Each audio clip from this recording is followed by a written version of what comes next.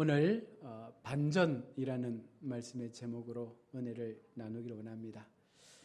우리 인생을 살아가다 보면 나의 삶 속에도 한 번쯤은 무언가 좀 반전이 일어나는 사건을 통해서 좀 지금보다 180도 달라진 인생의 삶을 경험하고 싶을 때가 분명 우리 속에 있을 것입니다. 너무 힘들기 때문에 지금 상황이 때로는 다른 사람들에 비해서 좀 견디기 힘들고 고통스럽기 때문에 내게도 뭔가 좀 반전이 일어나는 사건들을 기대하지 않습니까?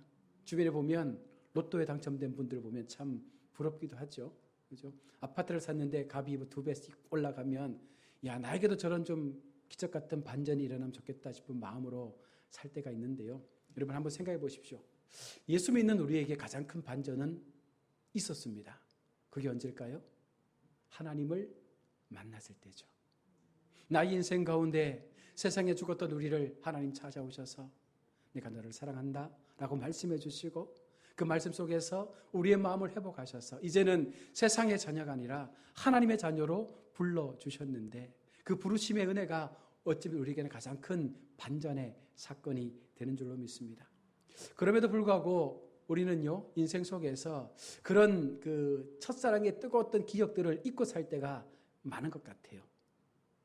시간이 지나고 마음이 묻어지고 신앙의 연륜이 깊어갈수록 이 신앙의 모습들도 점점 그냥 흘러가는 것처럼 보여지는 모습이죠. 매일의 삶이 뜨겁고 매일의 예배가 감격스럽고 매일의 말씀 앞에 서는 내 자신의 모습이 뭔가 좀 힘을 얻을 수 있는 그 은혜의 삶을 살아야 함에도 불구하고 우리는 여전히 세상 사람들처럼 우리의 모습들을 드러내 보이고 있다는 것입니다.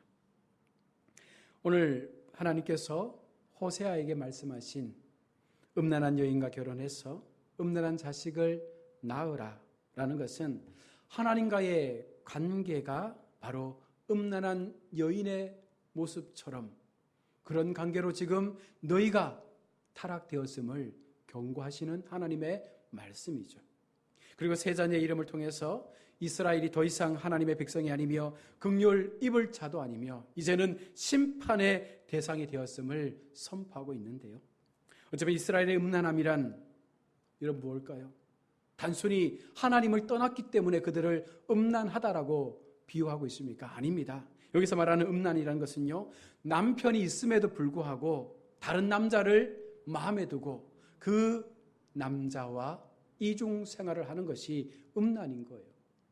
남편이 버젓이 있음에도 불구하고 이 여인이 수많은 남자들을 찾아다니면서 그의 몸을 더럽히며 지금 자신의 남편의 얼굴을 욕되게 하는 이와 같은 모습이 바로 음란이라고 말합니다. 그렇다면 지금 이 이스라엘 백성들은요, 하나님을 섬긴다고 하면서도 그들 마음속에는 수많은 이방의 신들을 함께 섬기면서 그들 속에 영적 간음이 일어나고 있음을 오늘 하나님은 그들 가운데 깨우쳐주고 있는 것이죠. 자, 그러면 오늘을 사는 우리는 어떻습니까? 우리는 하나님 앞에 영적 간음을 행하지 않습니까? 우리는 음란의 죄 가운데 빠져서 하나님의 이름을 욕되게 하고 있지 않습니까? 솔직히 우리 마음에 하나님 한 분만 계신다라고 여러분 말할 수 있습니까?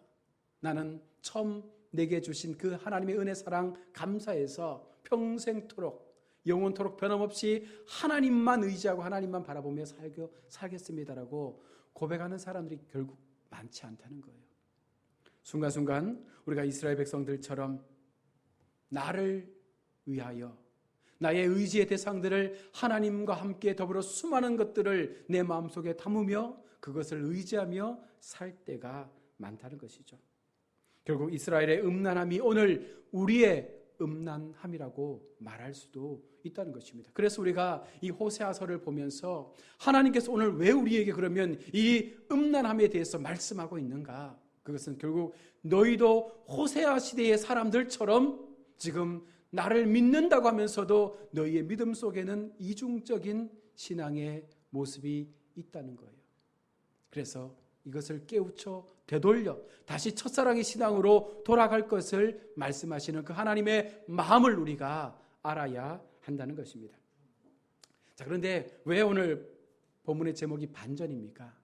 그럼에도 그럼에도 그 백성들이 죽어야 될 그 상황 가운데 놓여 있음에도, 심판의 대상이라 선포되었음에도 하나님께서 이 호세아 이야기를 심판으로 끝내는 것이 아니라 어떻게 진행합니까? 회복을 말씀하고 있다는 것이죠. 그들 속에 심판으로 끝나버리는 안타까운 인생이 아니라, 그럼에도 하나님께서 그들 가운데 회복이라는 새로운 희망을 그들 가운데 던져주고 있는 것이죠. 이것이 또 한 번의 반전이 되는 것입니다. 멸망받아야 할 그들이 어떻게 하나님의 백성으로 회복될 수 있습니까? 이것을 우리가 안다면 우리에게도 이 말씀의 은혜가 내가 어떻게 회복되어 갈 수 있는지를 깨달을 수 있는 하나의 힌트가 되는 것입니다. 다시 말해서 우리가 무엇을 근거로 살아가야 하는지에 대하여 분명히 우리 가운데 인식시켜주고 있는 것이죠. 몸에 병이 있는 사람들은요, 어디에 관심을 둡니까? 이 병을 고치기 위해서, 이 병을 어떻게 하면 고칠까에 관심을 갖죠. 특별히 이 병이 생명을 위협하는 중병이라면 훨씬 더 어떻게 이 병을 내가 이길 수 있을까? 어떤 방법으로 이 병을 고칠 수 있을까에 대해서 우리는 고민하고 그 방법들을 찾아 나서는 것이 인간의 모습입니다. 여러분, 예수께서 말씀했습니다. 건강한 자에게는 의원이 쓸데없다. 즉, 이스라엘 백성들 스스로가 건강하다고 여기는 자신들은요, 하나님이 필요 없다라고 믿었던 것이죠. 어찌 보면 그들의 삶 가운데 이제는 이 정도 살면 하나님 없어도 될 것 같아. 나의 육적인 모습들, 나의 영적인 부분들, 그 밖에 하나님 외에 많은 우상들의 모습들을 그들이 의지하면서 이 정도 삶이면 이제 나 혼자서도, 아니 내가 믿는 수많은 신들을 통해서 나의 상황을 이길 수 있을 것 같아. 그런 마음을 가지고 산 것 같습니다. 그러니 그들은 스스로가 나는 건강해 라는 착각 속에 빠진 것이죠. 문제는 병들었는데도 자신이 병들었다는 사실을 알아차리지 못하는 것이 큰 문제죠.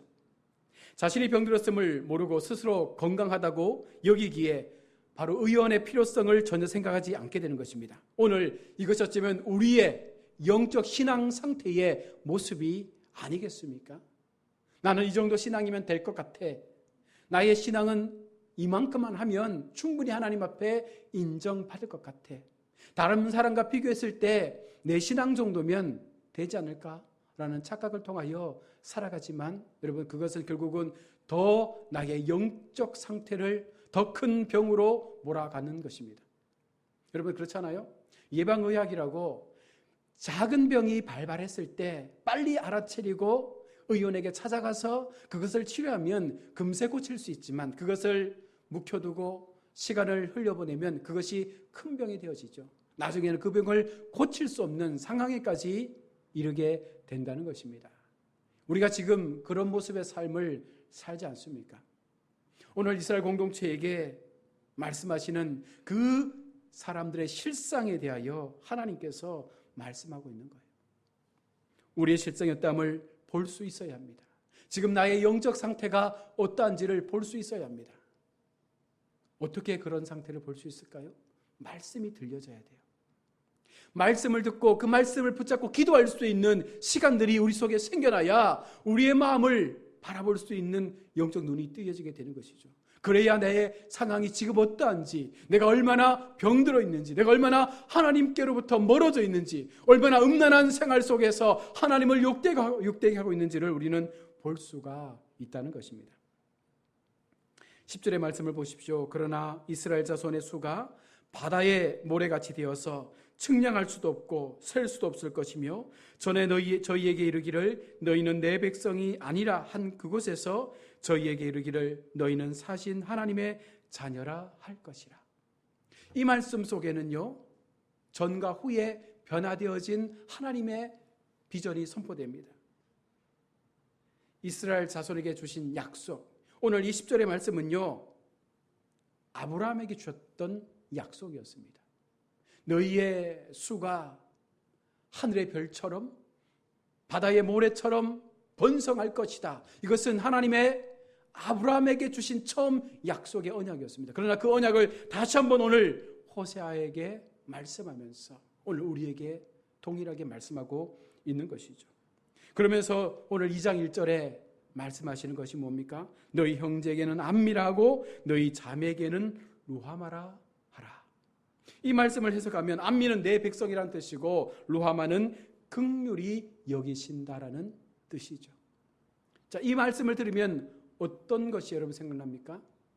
우리 1장 6절에서 살펴봤던 것처럼 하나님께서 이스라엘 백성을 향하여 이제 다시는 너희가 내 백성이 될 수가 없고 너희가 긍휼을 받을 수도 없고 이제 심판의 자리에 놓일 것이다 라고 말씀했는데 다시 2장 1절에서 너희는 긍휼 받은 내 백성이다라고 말씀하고 있는 것이죠. 자, 그러면서 오늘 1장 10절의 그 말씀을 매개로 해서 어떻게 그렇게 회복될 수 있는가?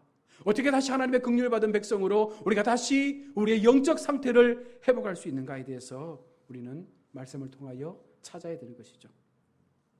때로는 사람들이 얘기합니다. 하나님이 너무 변덕 부리는 것 아니냐. 처음에는 내 백성 아니라고 했다가 이제는 다시 2장 1절에서 너희는 내 백성이라 긍휼을 내가 베풀 것이다 말씀하는 그 하나님의 이 두 가지 메시지에 대해서 우리가 오해할 수도 있죠. 내 백성이 아니라고 선언한 이스라엘이 무엇 때문에 다시 하나님의 자녀로 부름을 받게 된 것입니까? 자신의 불의함을 깨달았기 때문일까요? 자신의 제약된 삶을 스스로가 발견했기 때문일까요?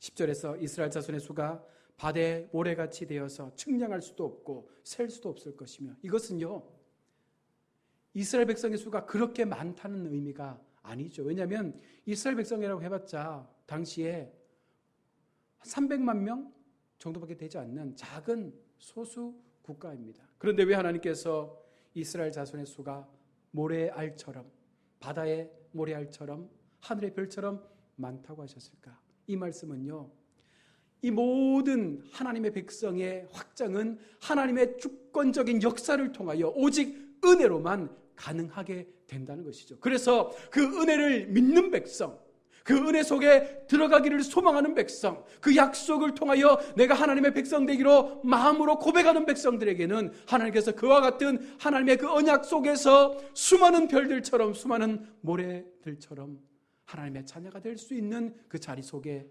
이끌어 주시겠다 말씀하고 있는 것이죠. 중요한 것은 언약이 어떻게 성취되어지느냐입니다. 현재 이스라엘의 실상은요 하나님의 심판에서 헤어나올 수 없는 음란한 존재들입니다.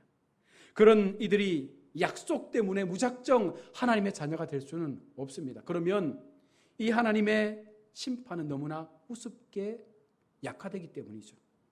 이스라엘이 하나님의 백성이 아니라는 것은 결국은 관계의 단절을 이야기하는 것이죠. 좀 더 확장하면 우리가 다시 하나님과 원수가 된 사이로 우리의 신앙이 변질되었다는 것입니다. 이들은 하나님의 긍휼을 더 이상 입을 수 없다는 것이죠. 단절되면 하나님의 긍휼은 우리 가운데 임할 수 없습니다.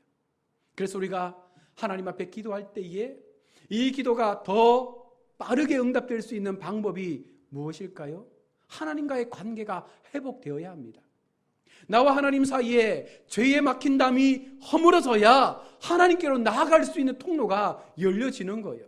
그 죄의 담을 허물어야지만 내가 기도하는 것들이 하나님 앞에 응답되어질 수가 있는 것이죠. 그런데 우리의 힘으로 이 죄의 담을 허물 수 있는 방법이 없습니다. 그 은혜로 나아갈 수 있는 방법이 없는 거죠. 그래서 하나님께서 언약을 통하여 우리 가운데 주신 약속이 무엇입니까?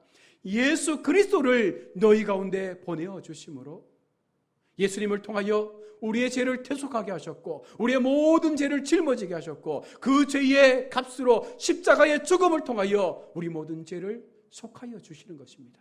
그리고 부활하시고 재림주로 다시 오실 그 예수님을 믿는 백성들에게는 바로 이와 같은 심판을 면제해 주시는 하나님의 약속이 바로 오늘 이 속에 숨겨져 있다는 것이죠.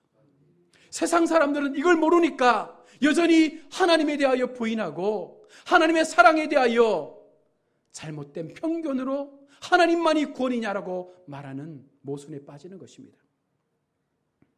따라서 이스라엘 백성들이 하나님의 자녀로 불리기 위해서는 반드시 이 죄의 문제가 해결되어야 하는 것이죠. 오늘 우리에게도 동일하죠. 우리 속에 일어나는 죄의 문제가 해결되어야 합니다. 원죄와 자범죄, 예수 그리스도를 믿음으로 원죄가 해결되었습니다. 그러나 예수 믿는다고 해서 날마다 우리 삶 가운데 매일의 삶 속에 벌어지는 죄가 해결되지는 않습니다. 미워하고 남을 저주하고 도둑질하고 간음하며 우리 마음속에 음란을 품고 여러 가지 많은 세상의 죄가 늘 우리의 마음을 무겁게 합니다. 그럴 때마다 여러분 그것을 묻어두는 것이 아니라 그때마다 주님 앞에 내어놓고 나를 위하여 십자가에 죽으신 그 하나님 앞에 나의 모든 것들을 고백함으로 말미암아 나의 영적 상태가 계속해서 거룩해질 수 있도록, 건강해질 수 있도록, 믿음으로 세워져 갈 수 있도록 그렇게 기도하며 나아갈 수 있을 때 여러분 그래야 우리의 모습이 회복되어지는 것입니다. 우리의 모든 죄를 예수님께 담당시키셨습니다. 그것을 믿는다면 여러분 우리 인생 속에 마지막 예수님께서 우리의 생명을 불러주실 그날까지 우리는 끝까지 하나님과 동행하며 그 하나님의 은혜 속에서 이 믿음을 지키는 거룩한 삶을 살아가야 하는 것이죠. 하나님의 자녀라는 것은요, 인간의 힘으로 애쓴다고 되는 것이 아닙니다. 교회를 나오고 성경을 읽고 기도한다고 해서 되는 게 아니죠.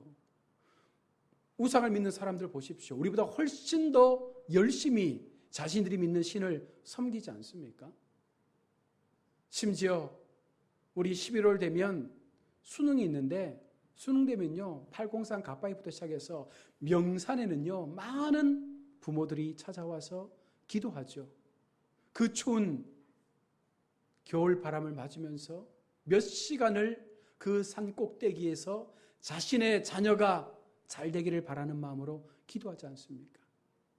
어떤 소원을 얻기 위해서, 소원 성취를 위해서 찬물에 냉수 목욕하고 정말 40일 동안 그렇게 정한수 떠놓고 촛불 켜놓고 그 산 어느 한 곳에서 그렇게 기도하는 사람들을 우리가 보지 않습니까? 얼마나 열심히 해요? 우리 예수 믿는 사람들의 신앙과 그들의 신앙을 비교해 보면 사실 비교가 되지 않습니다. 우리는 그냥 주일만 한번 섬기고 내 할 도리 다 했다라고 믿는 그런 모습이지만 그들은요 정말 최선을 다해서 자신들이 믿는 신 앞에 목숨 걸고 기도하지 않습니까? 그러나 여러분, 인간이 아무리 힘쓴다고, 인간이 아무리 노력한다고 우리가 하나님의 백성이 되는 것이 아닙니다. 하나님의 언약 속에 그 언약을 믿으며 성경 66권의 말씀 속에 그 약속의 말씀 대신 그 예수 그리스도를 나의 영원한 주로 고백하며 오직 그 예수님만을 통해서 나에게 구원이 임한다는 그 사실을 믿을 수 있을 때 우리는요 하나님 앞에 회복의 자리에 세워지게 되는 것입니다. 그래서 오늘 11절 말씀해 보시면 이에 유다 자손과 이스라엘 자손이 함께 모여 한 우두머리를 세우고 그 땅에서부터 올라오니 이스라엘의 날이 클 것이미로라. 유다 자손과 이스라엘 자손은요 서로 분열되어서 계속해서 전쟁을 하는 그런 상황에 있었습니다. 적대 관계였죠. 이들이 함께 모여 한 우두머리를 세우고 그 땅에서부터 올라온다는 것은 바로 한 사람 한 우두머리, 다시 말해서 하나님께서 보내주신 그 메시아를 통하여 그들이 연합되어지게 될 것이다. 그들이 회복되게 될 것이다. 적대 관계였지만 바로 메시아를 통하여 그들 속에 놀라운 하나님의 구원의 회복이 그들 가운데 임하게 될 것이다 라고 말씀하고 있는 것입니다. 이 말씀은 결국 오늘 우리에게도 동일하게 적용되어지는 것이죠. 세상과 불의하고 세상과 적대 관계에 있는 우리가 어느 순간 하나님을 만나고 그 예수 그리스도의 은혜 앞에 우리 자신의 모습을 통찰하고 내가 하나님 앞에 서 있는 것이 은혜라고 믿는다면 그 예수 그리스도의 구원의 사랑 앞에 나의 삶을 고백하며 더 큰 믿음으로 나아가기를 소망한다면 오늘 우리 속에 한 우두머리 되신 예수님께서 우리를 회복하여 주실 것입니다. 여러분, 교회 속에 왜 분열이 생길까요?